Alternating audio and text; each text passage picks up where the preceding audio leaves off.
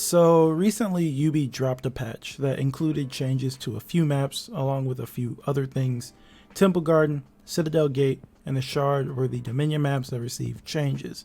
And with these changes, I saw a few comments and whatnot talking about how the map changes were a bad thing and how they didn't like that Ubi was making these maps easier to play, catering to new players, or as some people were saying, quote unquote, baby proofing these maps, and making these points require no skill other than core fighting to play on.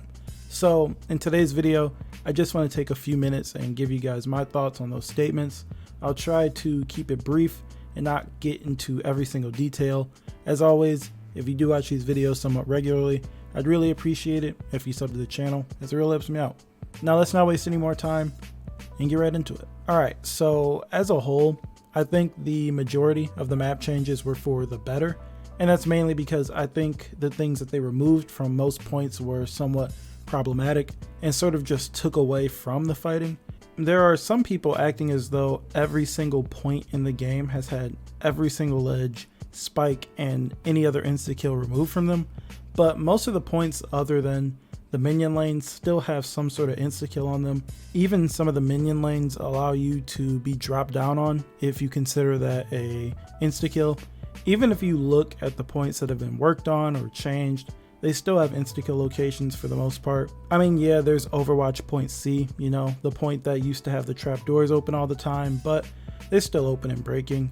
There's still plenty of spots where you can ledge people, whether it be on a point or anywhere else on the map. And you know, I never really thought ledging or insta-kills were necessarily a bad thing. I don't think that every single one should be removed from the game. I'm actually all for using them if they're there. If an opponent is right in front of a ledge or some spikes or something, just throw them in there. I don't believe in the whole honor thing. I just don't think they should be there just to be there, you know? I don't think that capture points should have 4 or 5 spots where anyone can be insta-killed, because it's extremely easy to set someone up to be ledged. If your team has a raider or a warlord, put your opponent in some sort of stun rather than GB them, and they're getting charged or carried easily. If you have a lawbringer, throw a guard break at them. It doesn't matter if it's countered. If it's timed right, the impale will work. I see comments saying that a good fighter should have awareness and good positioning and whatnot, and you're right. You should know where you are and what can kill you. I don't really care if I get guard broken and thrown off. I was just in the wrong place. But we all play this game, and you know that you move around a lot. You attack, you dodge, you get bashed, thrown, so on and so on. And that opponents can move around too. Someone who you're not engaged with can just run around you and set themselves up to insta-kill you. I don't think there should be 5 areas on any given point where you shouldn't be fighting. That just takes away from the combat to me. A point where you'll see this a lot is on Beachhead Point A, the more narrow point, with the spiked walls on either side of the point. It's pretty tough to put yourself in a position that won't get you killed immediately if you happen to be dueling someone on that point and one of said heroes shows up. That is, if the opponent you're going up against is cooperating. Now, I've seen a few suggestions regarding environmentals and drop attacks. One thing I see a lot when it comes to environmentals are introducing more of them that don't insta-kill. So basically like the wall saws on the Blades of Persia event map, or like fire. And I'm not opposed to this in the slightest. As long as they make sure that you don't get caught in it twice from a single throw, I'm all for it. I don't mind seeing smaller spikes that do 40 or 45 damage, or more unique things that are a bit more creative like geysers or even the hammers on Forge, of course, as long as they don't insta-kill. That way, if the testing ground changes go through or the damage nerfs go through, the hazards would do more damage than your average guard break punish and give you a reason to use it, and not just be an instant death sentence for anyone that made a mistake.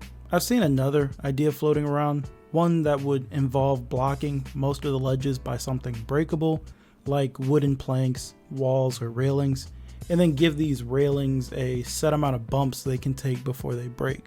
So say 3 or 4 people would have to be thrown into that wall, and the next time someone hits that wall, the planks or railings would break, exposing the ledge for use. Or maybe have the floors they added on the side ledges on Riverfort applied to all the ledges there, and just have the floors break the 3rd time someone falls on them or something. I'd really need to see it in practice before I say, hey, I really want this, like I can with the lower damage things like saws, but I do like the idea. I think it'd be cool if there were breakable walls that exposed extra areas on the map or open up new pathways or access ways when you throw someone into them. Would that be balanced? Not at all. But would it be cool? Absolutely. Could you imagine Stampede charging some dude through a wall or kicking someone through a wall? That'd be awesome. Speaking of lower damage and insta-kills, another thing I've seen thrown around for years at this point and have never talked about is an adjustment to drop attacks. As we all know, drop attacks are sort of weird, but when they land, they're an insta-kill, no matter where it's from. What's being said is that the damage should be based off of the distance fallen or how far the drop was. For example, a drop from the bridge on Overwatch should be a one-hit kill, but a drop from this little ledge here shouldn't. It should do like 50 or so damage. I don't think things are as bad as people are saying when it comes to the map changes. I like most of the changes, and there are still some insta-kill locations on these points. I think there's a middle ground with the changes that they're making. There are people who want straight up arena style points where there are no ledges or drops, and points are captured by doing nothing but just defeating your opponents in regular old combat. And there are other people who want points to be dangerous, where any mistake will mean your death.